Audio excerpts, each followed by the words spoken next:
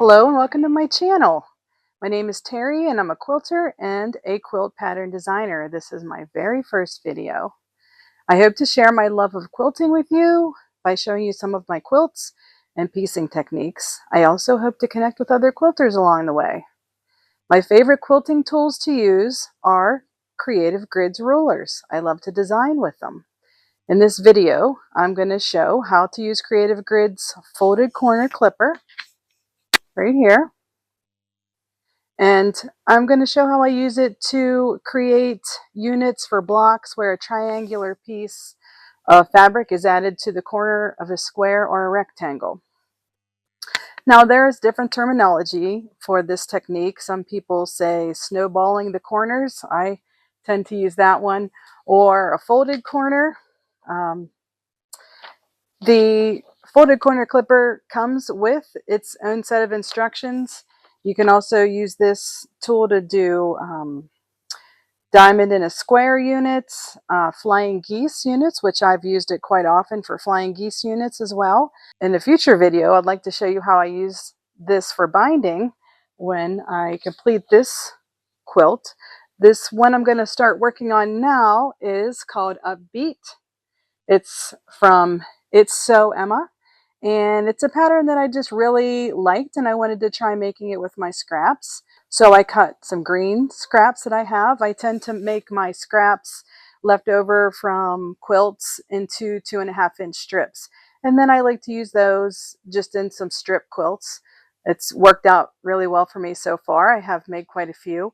And that's what I'm going to do now with green fabrics and just kind of a mix of leftover whites and cream fabrics for the background. So I'm going to be making this quilt here, and it's going to require me to use the folded corner clipper a lot.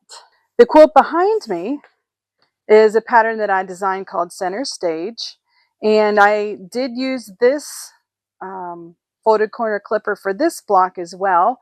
It's not required, but it just really helps a lot. I'll show you how I use it in this units for this block. So the center block here is where I used the snowball technique for each the 4 corners of the center square in this quilt block. Just really love the fabric line from Tula Pink. It's called Linework, and I just had to use it in a quilt somewhere. So this was my opportunity to showcase these fabrics. You can find the pattern for this if you'd like, if you're interested, on my website, and there will be links below in the show notes for you if you want to go check that out. Let's do a little sewing together and I'll show you how the folded corner clipper works.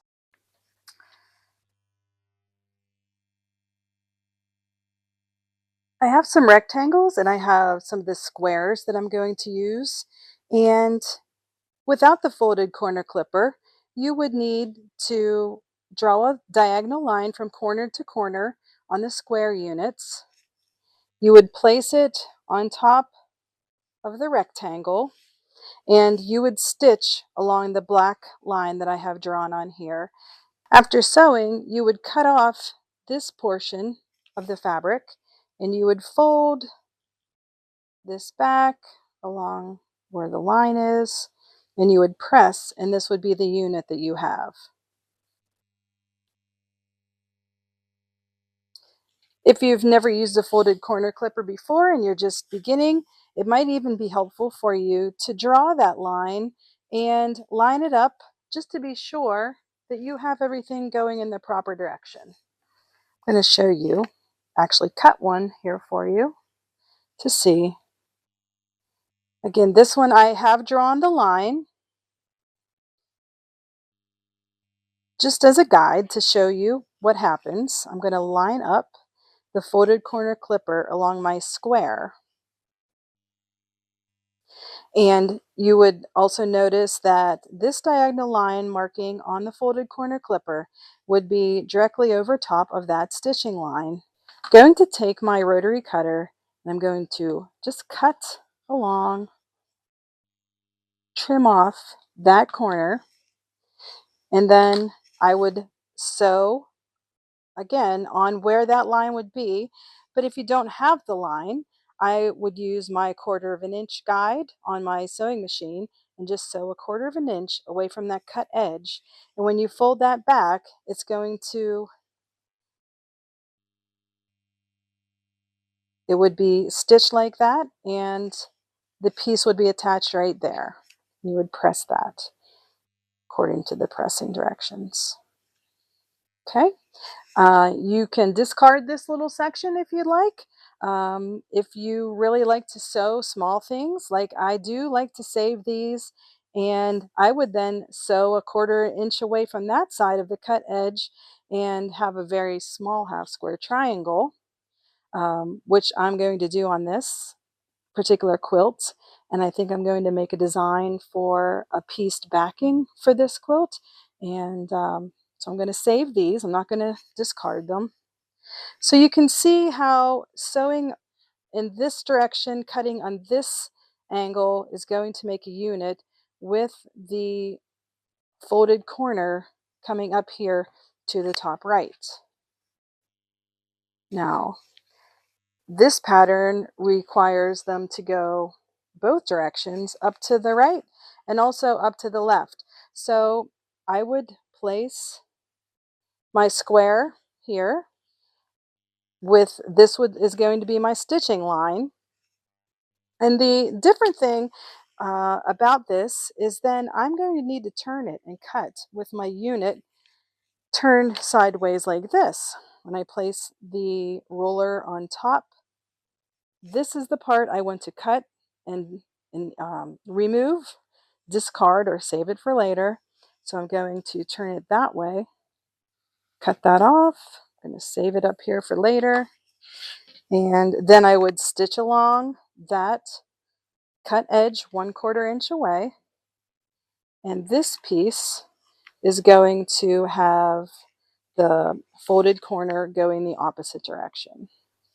So when I first started using this tool, that was one thing that just threw me off just a little bit. But as I suggested, to mark that diagonal line, just to be sure that you have it going the correct direction. I guess I always, it seemed normal to have it laying this way and cut this direction. But then if I came to a piece where I needed the folded corner to go on the opposite side, I was trying to make my ruler go like this. Clearly that's not going to work. So you need to shift the fabric a 1/4 turn so that you can properly line up the ruler. You're going to always cut off the part that you do not need. Set that aside and then stitch along this fresh cut 1/4 inch away. So let's take some of these to the sewing machine and stitch them together. Okay, I'm at my sewing machine and I'm going to sew a few of these units together and show you again. I line up the square on the rectangle and I'm going to cut off the corner. I'm going to save the corner because I am going to be thrifty and stitch those back together. Use every little scrap. I'm going to do another one same way. Usually when I'm at my sewing machine, I will do several and have kind of a little stack set up ready to just sew and chain piece. Now these two pieces, I'm going to do the opposite angle. So I'm going to turn my unit, cut this direction. And one more here.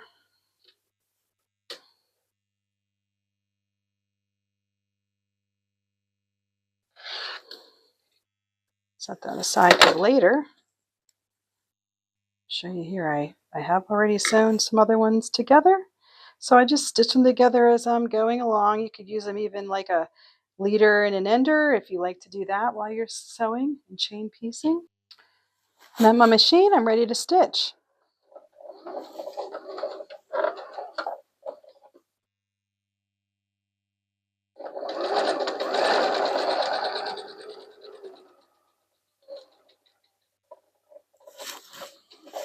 And these pieces can just be chain stitched. You can go one right after the other. I have them sitting right beside me here at my sewing desk.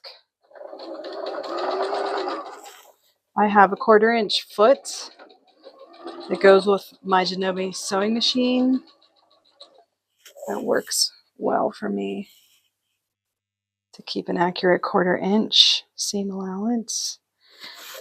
Now this is the opposite angle, so my fabric piece is going to be turned a different direction, and that's okay.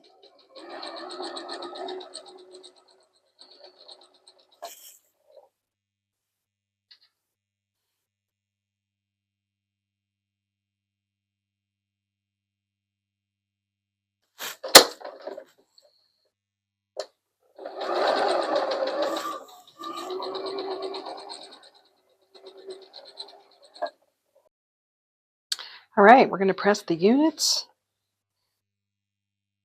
I like to finger press them a little bit. Should have finger pressed that first and then hit it with the iron. Okay. Pretty accurate. I'm happy with that. Do press open with my fingers first and then the iron. It's good to remember that this stitch line is on the bias edge of the fabric, and it will stretch out. So that's why I like to do the finger pressed first, and I don't like to use my iron I don't want to push the fabric around or distort the fabric. I want to be very careful with that to keep it straight, not distort the fabric. Okay, I have 2 units for each direction. And now I'm going to repeat the process with the bottom of these units.